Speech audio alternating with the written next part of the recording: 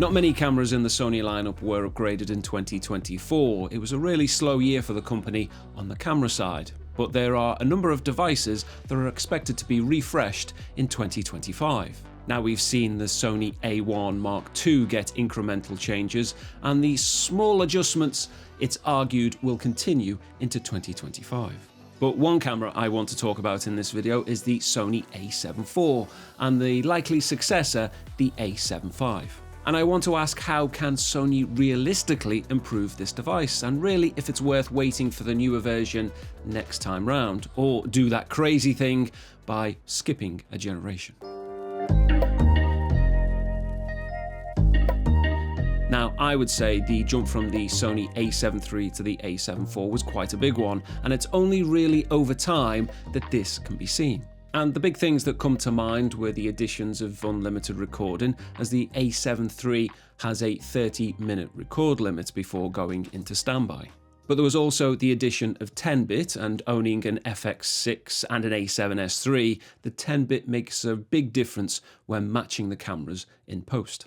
And of course there was the introductions of 4K 60 frames per second, albeit with a crop, and a jump from 24 to 33 megapixels. And of course there was that fully articulating screen. Now, if none of those things are really important to you, well, the jump between the cameras will be small. But 4 years later or so, we're stuck in this cycle of smaller upgrades with each release, and the Sony A7 IV has been Sony's best seller in 2024.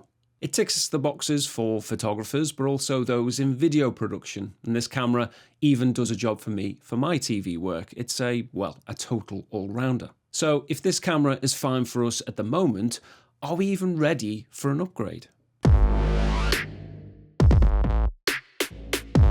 If, as expected, the Sony A7 V is to hit the stores, so what can we expect? An improved sensor? Maybe a little less 4K cropping? That A1 and A9 Mark III camera body? But would that be enough? I would argue that we're very unlikely to get 4K 120, or even 6K or 8K recording. And I know Sony have been accused of having cameras at the lower price levels steal premium elements from their flagships, but I just don't see either of these happening in this one. But you know what? Could we get better rolling shutter with faster readout speeds from the sensor? Or even could we get a global shutter? A global shutter is desirable, but it's probably unlikely. What do you think should be included in the A7 V? That's if one does make an appearance in 2025. What features are important to you?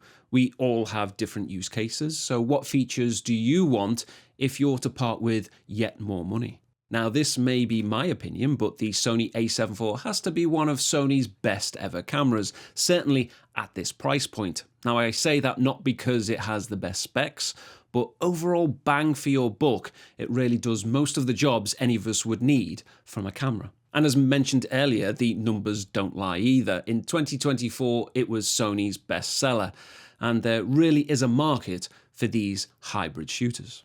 And it does everything well. At times, not mind-blowing, but it's so consistent, and I can only speak for myself as it's never let me down. And just to break in, Falcam have sent me a few bits for the A7 IV to test out. This camera cage, top handle, side handle, and the pan head kit. Now, when I got the Sony A7 III in 2019, I picked up the small rig half cage, and at the time the A7 III was all I had, so it had to work on both a gimbal as well as handheld. So the cage and the handles from small rig were very, very handy indeed. But 5 years later, the technology has moved on, and the cage by Falcam is very lightweight as it's made from aluminium alloy, and it molds very nicely into the camera itself. And the quick release system is easy to use, and as you can put these F22 adapters anywhere on the rig and then move the accessories around. Now, I'm yet to use these on any shoots as they've just arrived, but I will report back, and as a first impression, this combination looks good to me. So we'll see how the products from Falcam pan out over time.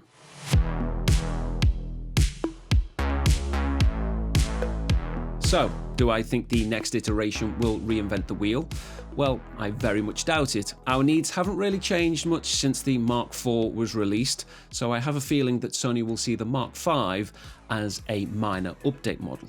But that could be great news for you if you're looking for a new camera, and at an even better price, as the A7 IV still has lots of life in it yet and will more likely see more discounts. Just think, the A7 III was released more than 6 years ago, and I have to admit it's only really now starting to show its age. No 10-bit nor unlimited recording, and those features are very important to me, but it still shoots a great image. So as we look forward to new cameras coming out in 2025, I would say don't move from the current lineup just yet, as I think the A7 IV could very well add to its reputation. And it could be even better value with price drops for years to come.